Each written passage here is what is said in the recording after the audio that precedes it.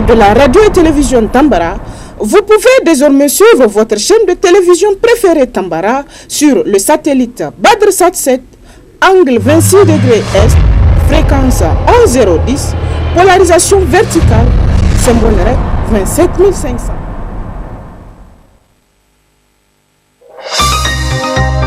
Suivez le journal avec STM Transport Voyageurs, une nouvelle façon de voyager.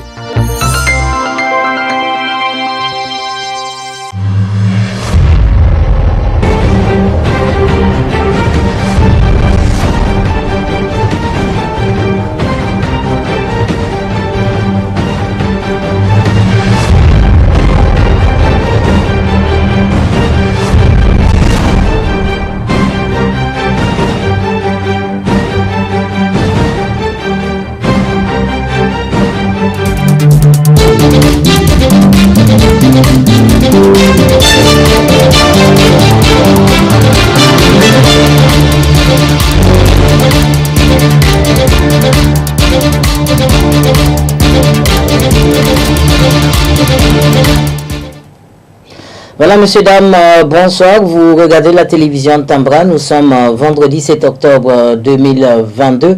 Bienvenue à cette grande édition entièrement consacrée à l'actualité nationale. Cela dit, poursuite des travaux en séance plénière de la deuxième session ordinaire au titre de l'année 2022, ce matin du 7 octobre 2022. C'était sous la présidence du premier vice-président de l'Assemblée nationale, M. Kalla Hankoro, compte rendu signé Zenab Gagara et Ibrahim Kantama.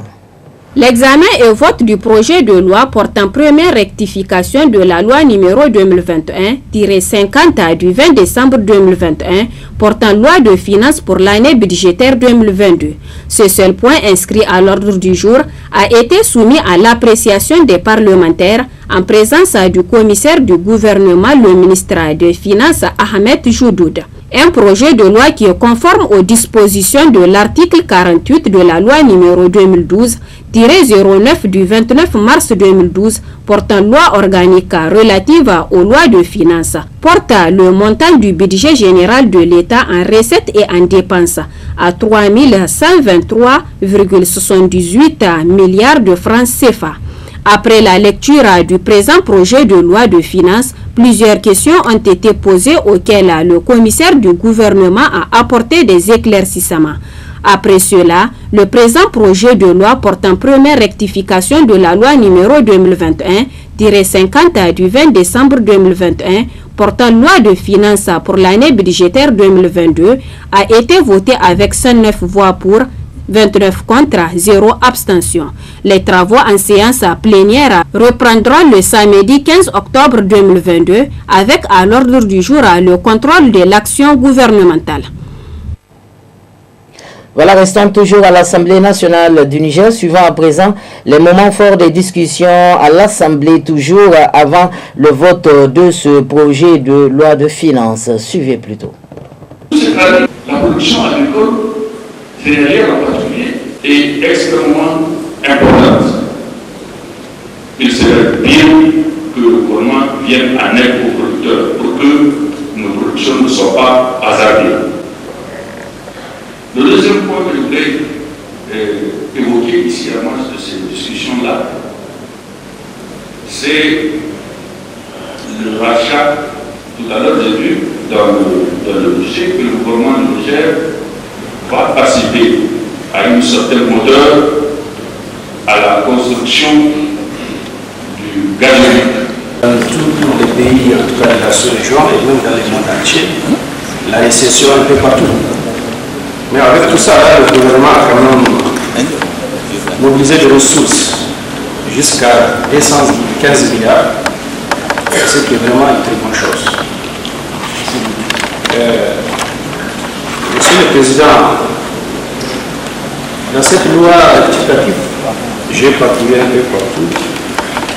Je n'ai pas vu, en tout cas, il n'y a aucune inscription budgétaire qui concerne la redevance ad valorem et la redevance minière pour les collectivités territoriales. Monsieur le ministre des Finances, si vous vous rappelez, il y a un an de cela, je vous ai interpellé ici, dans cet hémicycle, et vous avez pris l'engagement de décaisser, en tout cas, ce temps-là, vous avez des arrêts, les collectivités ont des arrêts de presque 32 milliards de francs CFA. Vous avez pris l'engagement de décaisser. Et c'est vrai, vous avez fait un effort. On a constaté dans les régions pétrolières, ils ont bénéficié de redevances ad valorem. Mais dans les zones aurifères ou bien iranifères, les zones minières, jusqu'à présent, ils n'ont pas bénéficié de redevances minières. Je voudrais demander une certaine clarification par rapport aux raisons qui ont sous-tendu la transformation des aides budgétaires en prêts budgétaires. Et est-ce que cela a une certaine conséquence sur le... Suite de cette édition, ouverture ce 7 octobre 2022 au Palais des Congrès de la 3e édition du symposium de la jeunesse et de la diaspora nigérienne, des assises qui dureront 3 jours. Suivez plutôt. C'est la salle présidentielle du Palais des Congrès de Niamey qui a servi de cadre ce 7 octobre 2022 au lancement des activités de cette 3e édition du symposium de la jeunesse et la diaspora nigérienne, qui a pour thème pour cette année « Jeunesse et diaspora, acteurs clés pour l'atteinte des objectifs du développement durable au Sahel ». Un rendez-vous qui permettra aux participants de discuter sur plusieurs thématiques qui freinent l'Afrique, et ils étaient une centaine de tout âge confondus à y prendre part, en présence du ministre de la Jeunesse et des Sports, de la représentante de la Première Dame, du représentant de la Fondation Issoufou et plusieurs autres personnalités. Une participation massive saluée ici par le président du comité d'organisation, avant de revenir sur les objectifs du symposium de façon générale et après passer la parole aux représentants de l'ECAP Sahel présents également à la cérémonie. Monsieur, il est utile de souligner que contrairement à ce que beaucoup penseraient, ce symposium n'a rien d'une activité ludique ou politique.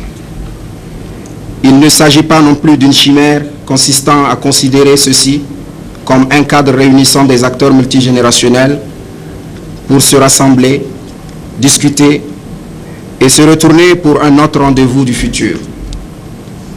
Nous sommes une génération de Nigériens réunis au sein du comité indépendant des jeunes de la diaspora, nés de l'initiative volontaire, nourrie de chacun de nous, persuadés du rôle éminemment important que notre jeunesse et la diaspora du Niger pourront apporter au développement socio-économique, politique et environnemental du pays. Notre vision a depuis toujours été guidée par les principes de notre organisation, celui de servir d'une plateforme permanente, pertinente pour le dialogue, le débat et les propositions de solutions et d'actions concrètes sur les questions de promotion de jeunesse, de diaspora, d'entrepreneuriat et de développement durable. Il se veut le cadre de réflexion érigé en think tank, avec pour objectif général de contribuer à promouvoir le développement durable et le capital humain à travers l'implication et la responsabilisation des acteurs, notamment les jeunes et les Nigériens de l'étranger. Des événements qui concernent la jeunesse qui cherche des solutions, et des solutions de la jeunesse, c'est le développement. Et ce développement doit se faire dans un environnement propice, ce qui nous ramène à la sécurité. Et ECAP Sahel Niger travaille en collaboration avec les forces de défense et de sécurité du Niger pour améliorer le quotidien, pour améliorer le travail des forces de défense et de sécurité et sécuriser le territoire du Niger. Le défi est énorme, il y a des problèmes de terrorisme.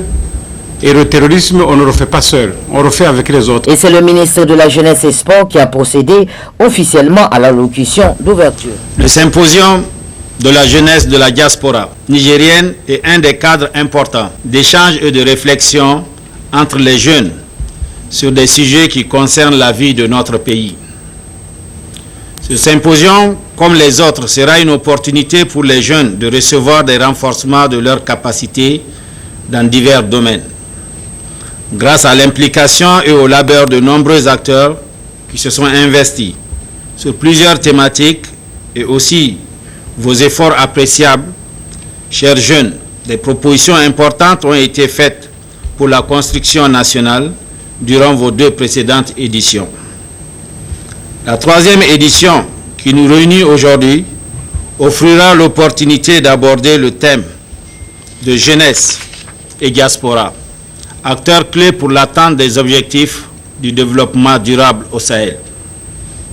Chers jeunes, le choix porté sur l'agenda des objectifs du développement durable témoigne de votre éveil de conscience sur les défis que le Niger traverse.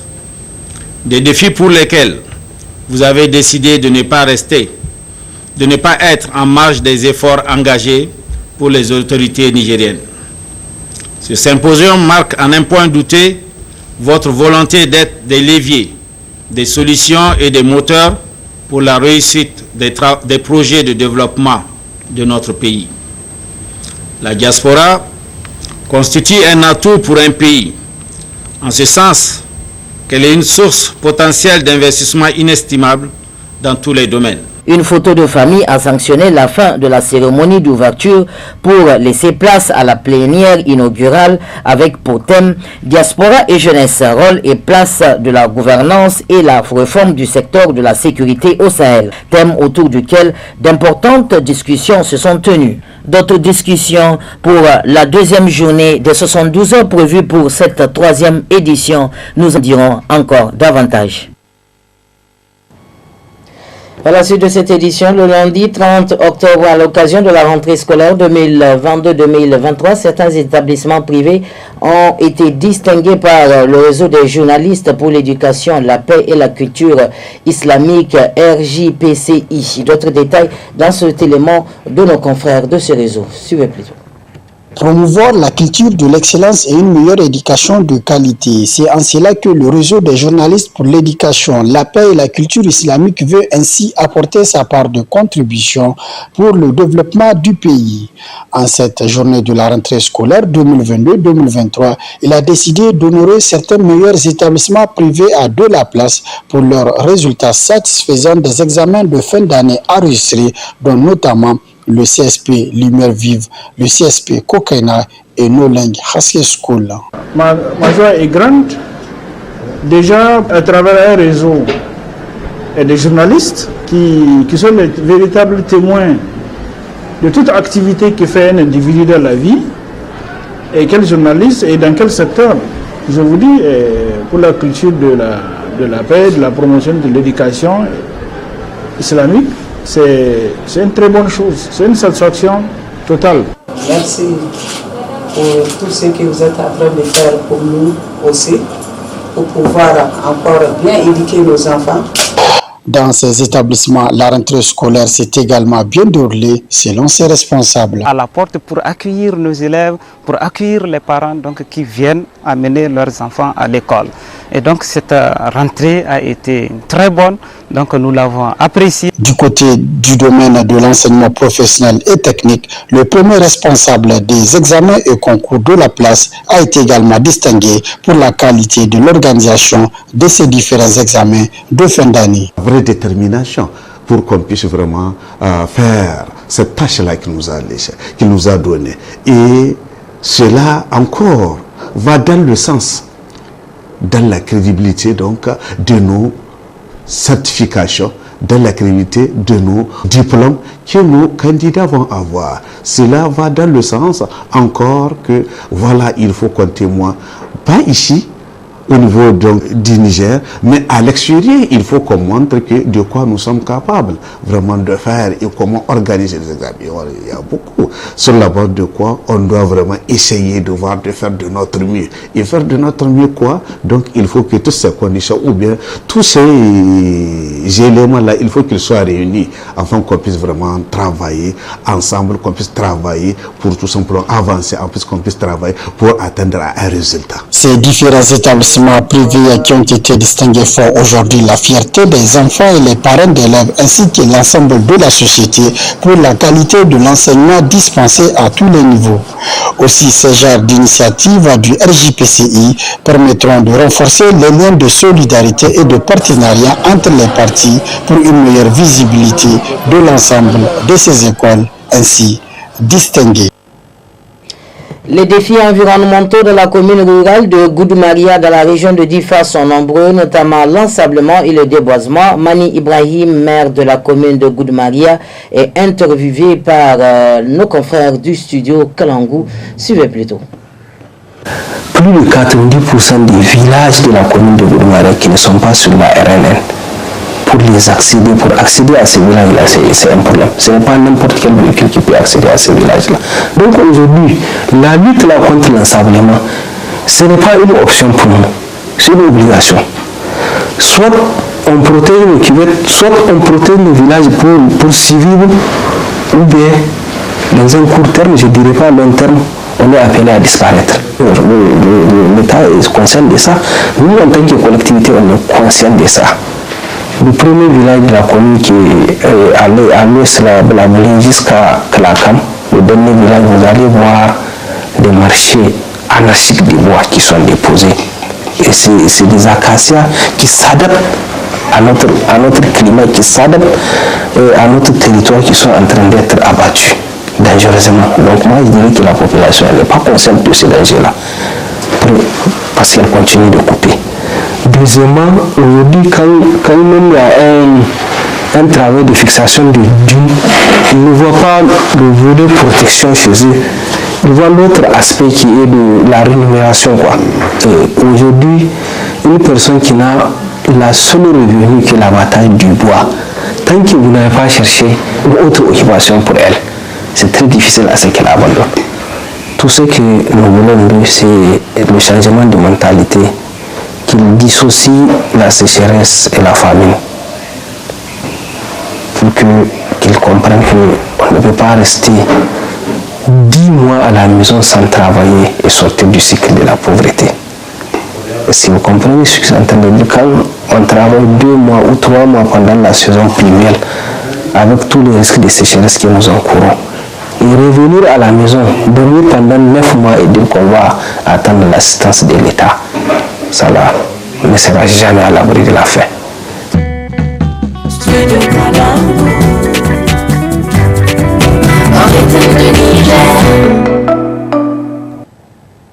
Voilà, messieurs, dames, c'est l'essentiel de l'actualité de ce vendredi 7 octobre 2022 sur la télévision Tambra, le miroir de la femme. Les programmes continuent sur votre télé et radio de proximité. Que Dieu bénisse le Niger et son peuple. Au revoir.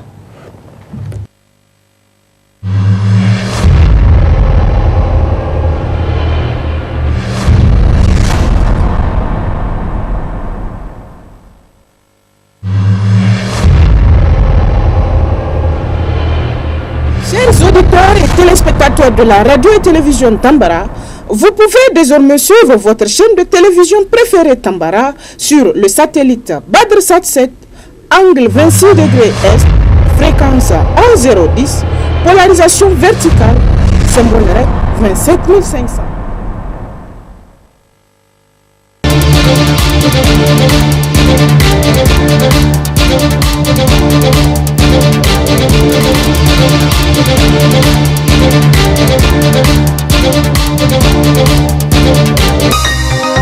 Ce journal vous a été présenté par STM Transport Voyageurs. Une nouvelle façon de voyager.